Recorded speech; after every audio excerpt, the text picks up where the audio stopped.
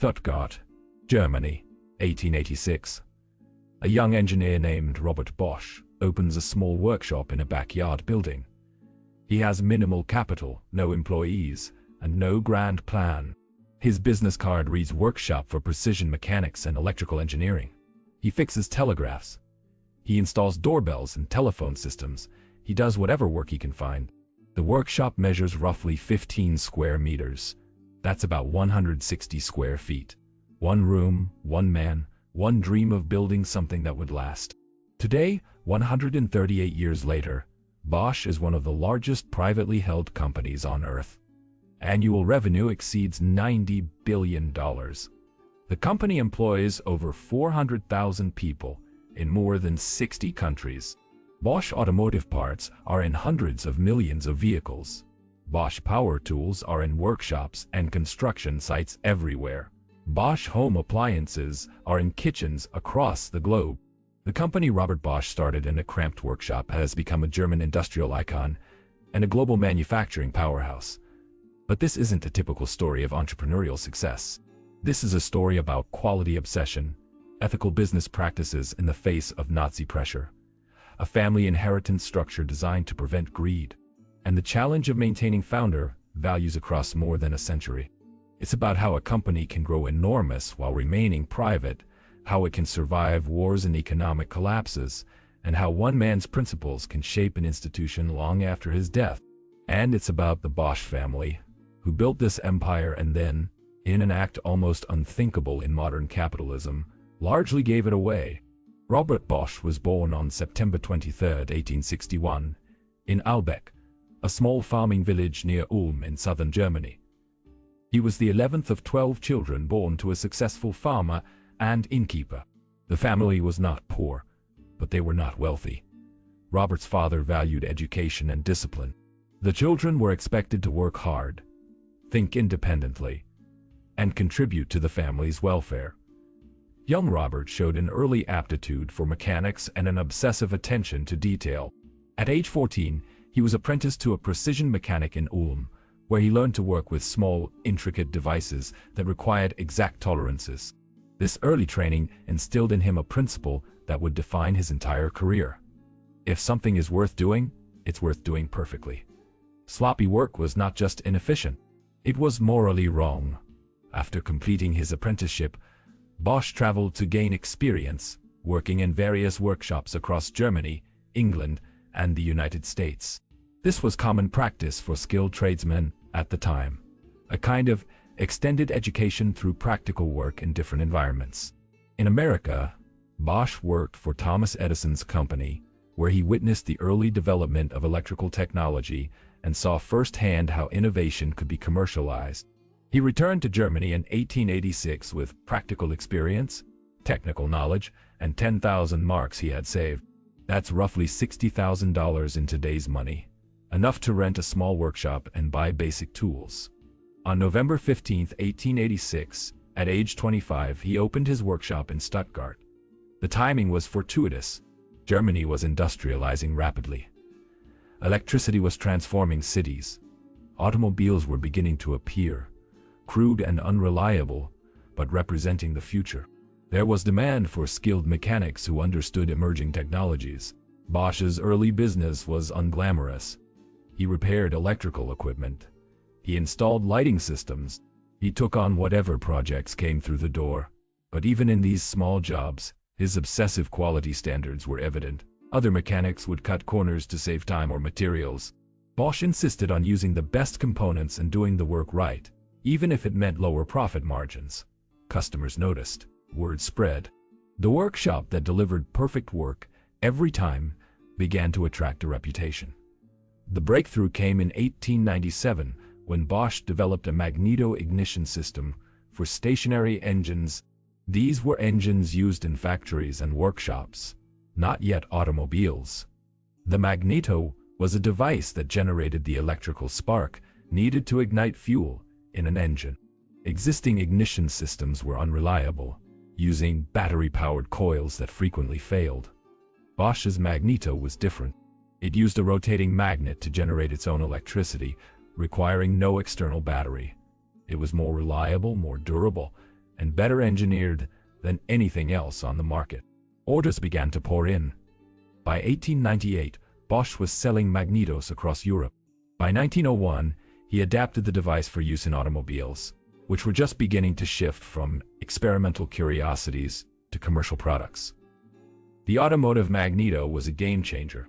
Early cars were notoriously unreliable, breaking down constantly because of ignition failures. Bosch's magneto drastically improved reliability.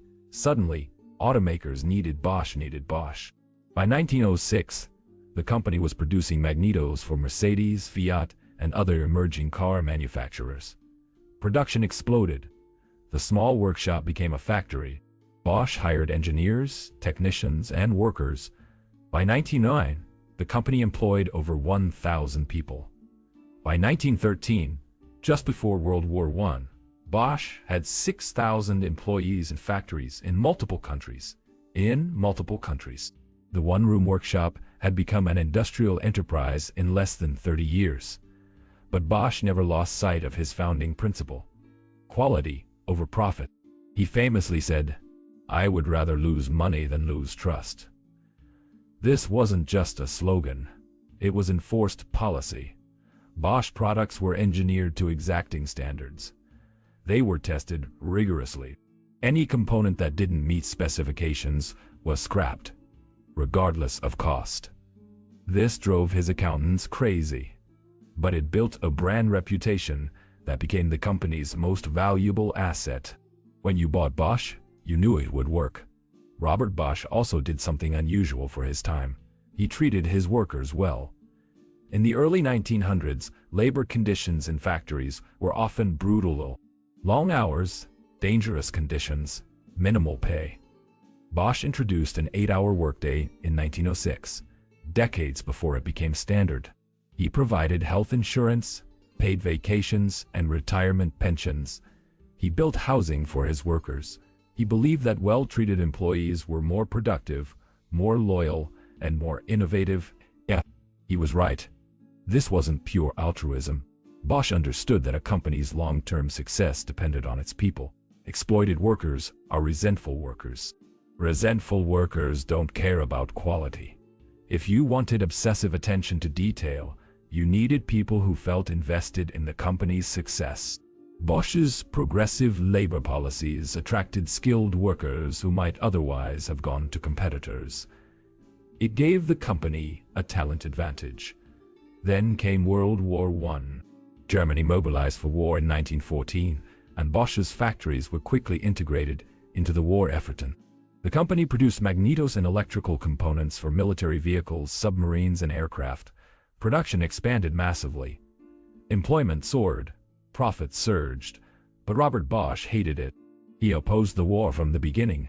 He saw it as a catastrophic waste of human life and economic resources. But as a German businessman, he had little choice but to support the war effort once it began. He walked a difficult line, fulfilling military contracts while privately supporting peace initiatives and international reconciliation efforts.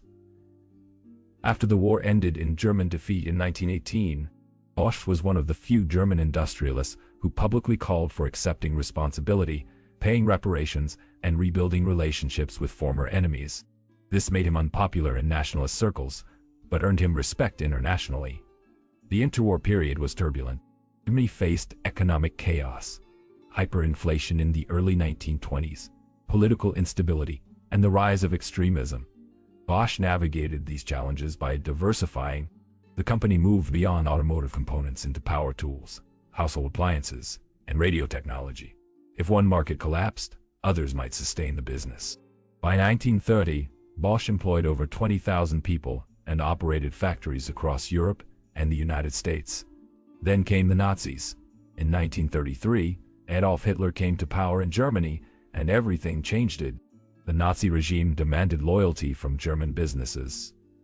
They pressured companies to fire Jewish employees, to support Nazi ideology, and to prioritize rearmament. Robert Bosch, now in his 70s, faced an impossible situation. He personally despised the Nazis.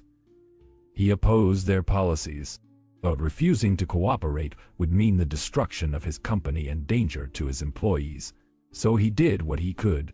He quietly retained Jewish employees longer than most German companies, transferring them to foreign subsidiaries where they were safer. He supported resistance efforts discreetly, providing financial help to opposition figures. He refused to display Nazi symbols in his offices and resisted party control over his business as much as possible without provoking a direct confrontation. It wasn't heroism. It was the pragmatism of a man trying to preserve what he could in a nightmare. Robert Bosch died on March 12, 1942, in the middle of World War II, at age 80. He did not live to see the war's end or the total devastation it brought to Germany. His death spared him the knowledge that his factories, like much of German industry, would be turned fully toward the Nazi war machine, producing components for tanks, aircraft, and V-2 rockets. After the war, Bosch facilities were investigated for their role in supporting the Nazi regime and for using forced labor. The company acknowledged this dark history, paid reparations to survivors, and has since funded extensive historical research into its wartime activities. But Robert Bosch left behind something more important than factories or products. He left behind a will, and that will fundamentally shaped what Bosch would become. Bosch had no sons. He had a daughter, but he didn't believe in passing industrial empires to heirs simply because of bloodline. He had seen too many family businesses destroyed by incompetent descendants who inherited control they hadn't earned.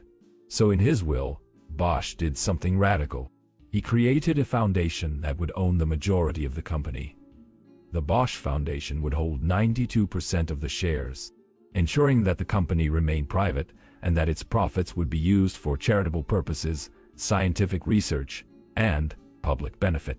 The family retained 7% of shares, and 1% was held by the Bosch family directly. But crucially, the foundation shares carried no voting rights. Control of the company would be in the hands of professional managers and a supervisory board, not the family and not the foundation. This structure was designed to prevent both family greed and charitable mission creep from distorting business decisions. The company would be run as a business by business people to generate profits. Those profits would then be distributed to the foundation for social good. It was a brilliantly engineered system. It kept the company private, avoiding the short-term pressures of public markets. It prevented heirs from looting the company or running it into the ground. It ensured that Bosch profits would benefit society broadly, not just enrich a single family. And it aligned with Robert Bosch's core belief that business success carried social responsibility. After the war, Germany was devastated. Cities lay in ruins. Infrastructure was destroyed. The economy was shattered. Allied occupation authorities controlled what remained of German industry. Bosch factories had been bombed. Equipment was outdated or destroyed. Many skilled workers were dead or displaced. The company faced an uncertain future, but Bosch engineers and managers, many of whom had been with the company for decades, went to work rebuilding. They cleared rubble. They repaired machinery. They resumed production of automotive parts, power tools, and appliances. Germany's economic miracle, the Wirtschaftswunder of the 1950s and 1960s, provided a rising tide that lifted Bosch along with the broader economy. As Germans bought cars again, Bosch supplied ignition systems, fuel pumps, and electrical components. As they rebuilt homes, Bosch provided power drills and appliances.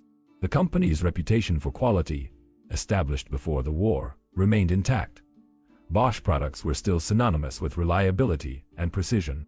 In markets increasingly flooded with cheaper alternatives, Bosch competed on engineering excellence. They charged premium prices and delivered premium performance. It worked. By 1960, Bosch employed over 60,000 people. By 1970, over 100,000. By 1990, over 180,000. The company also globalized aggressive. Bosch opened factories in the United States, Brazil, Japan, India, and China. They acquired local companies to gain market access and manufacturing capacity.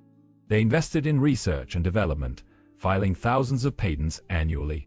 They moved into new product areas: anti-lock braking systems, fuel injection technology, automotive electronics, industrial automation, and eventually software and sensors for autonomous vehicles. Throughout this expansion, the Bosch Foundation structure held firm. The family remained minority shareholders. Professional managers ran the company. Profits were divided between reinvestment and charitable distribution. The foundation funded hospitals, research institutes, cultural programs, and educational initiatives across Germany and internationally. It became one of the largest charitable foundations in Europe, distributing hundreds of millions of euros annually. The Bosch family itself remained remarkably private. Unlike many industrial dynasties, the Bosch heirs didn't seek the spotlight. They lived comfortably on their 7% share of profits, which still amounted to significant wealth, but they weren't building personal empires or becoming tabloid celebrities. They honored Robert Bosch's vision by staying out of operational control and allowing professional management to run the business. But maintaining that vision across generations isn't easy. By the 2000s, Bosch faced new challenges. The automotive industry was consolidating. Suppliers faced intense price pressure from massive automakers like Volkswagen, Toyota, and General Motors. Chinese manufacturers were emerging as low-cost competitors. Technology was shifting rapidly toward electric vehicles, autonomous driving, and digital integration. Bosch adapted. The company invested billions in electric vehicle technology, developing motors, batteries, and power electronics. They built partnerships with tech companies to integrate software and sensors. They moved into new sectors like smart home technology, industrial IoT, and mobility services. By 2020, Bosch was no longer just an automotive supplier. It was a technology conglomerate operating across multiple industries. As of 2024, Bosch generates roughly $90 billion in annual revenue, making it one of the largest private companies in the world. It employs over 400,000 people. It operates in more than 60 countries. It invests over $7 billion annually in research and development. It files thousands of patents each year. The Bosch Foundation, still holding 92% of shares, has assets worth tens of billions of dollars and distributes hundreds of millions annually to charitable causes. The company that started in a 160-square-foot workshop now spans the globe. But it remains private. It remains committed to engineering quality. It remains shaped by the ethical principles Robert Bosch established more than a century ago. That continuity is extraordinary. Most companies of Bosch's age and size have long since gone public, been acquired, or collapsed. Bosch endures. Why? Several reasons. The foundation structure shields the company from takeover attempts and short-term market pressures. Professional management can make long-term investments that public companies, beholden to quarterly earnings reports, often can't. The emphasis on quality over profit margins builds customer loyalty that survives market cycles. And the cultural legacy of Robert Bosch, the obsessive engineer who insisted on doing things right, still permeates the organization. But there are tensions. Maintaining independence requires constant adaptation. Bosch must compete with companies that have cheaper access to capital through public markets. It must innovate as fast as tech companies with very different cultures. It must navigate geopolitical tensions as a German company operating in China, the US, and other markets with conflicting interests. And it must preserve its distinctive culture while integrating acquisitions and expanding into new industries. The question for the next generation is whether the Bosch model can survive in an era of hyper-competition, rapid technological change, and global uncertainty. Can a private, foundation-owned company compete with publicly traded giants and state-backed Chinese firms? Can engineering culture adapt to software-driven markets, where iteration and speed matter as much as precision? Can a company this large and diverse maintain the ethical standards and quality obsession that Robert Bosch instilled? So far, the answer has been yes. But history is littered with great companies that thrived for decades and then collapsed when the world changed too fast. Kodak dominated photography for a century and then missed the digital revolution. Nokia led mobile phones and then lost to smartphones. Sears was America's largest retailer for generations and then couldn't adapt to Amazon. Bosch has survived 2 world wars, the Nazi period, post-war reconstruction, globalization, and the digital revolution. It has outlasted competitors and adapted to technological disruption repeatedly.